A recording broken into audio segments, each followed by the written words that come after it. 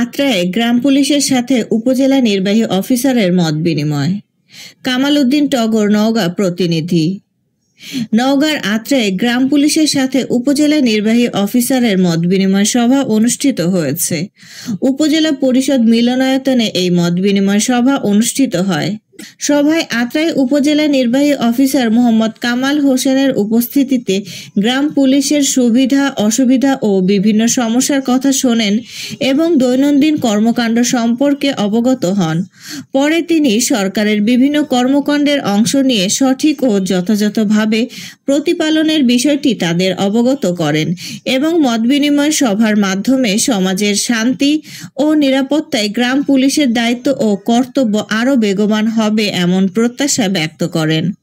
তিনি আরো বলেন, প্রতিটি ইউনিয়ন পরিষদের আওতায় গ্রামগুলোর জন্ম মৃত্যু সনদ সঠিকভাবে তথ্য সংগ্রহ নিশ্চিত করতে অনুরোধ জানান।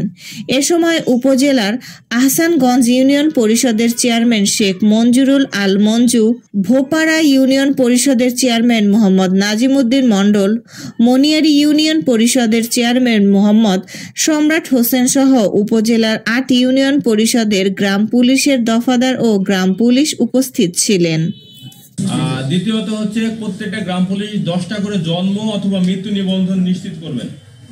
কোনো সময় যদি বাবা মার যদি জন্ম নিবন্ধন নাও থাকে তাহলে ওর কাগজপত্রগুলো নিয়ে সচিবের হাতে জমা দিবেন।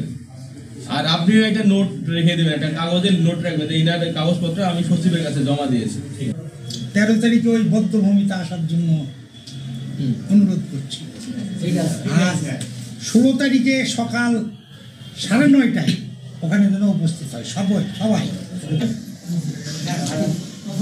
আমি কিন্তু সব দাবি দাওয়া মেনে নিচ্ছি, কিন্তু আমার দাবি কিন্তু একটা, আমাকে জেলায় বিভাগে সেরা বানাতে হবে। ঠিক আছে, আমাকে এই বিভাগে রাজশাহী বিভাগে সেরা বানাতে হবে। এই জন্ম মৃত্যু নিবন্ধন, এটা কিন্তু আমার চাওয়া। আর কোনো ইস্যু আছে আপনাদের বলেন। কোনো গ্রাম পুলিশ বলতে পারবে না আমি অসম্মানী করি, রাস্তাতে হাঁটে গেলে আমি গাড়িতে তুলে নিয়ে যাই। আবার কোনো ভালোবাসার কমতি না, আরো 9 জনকে জিজ্ঞাসা করে।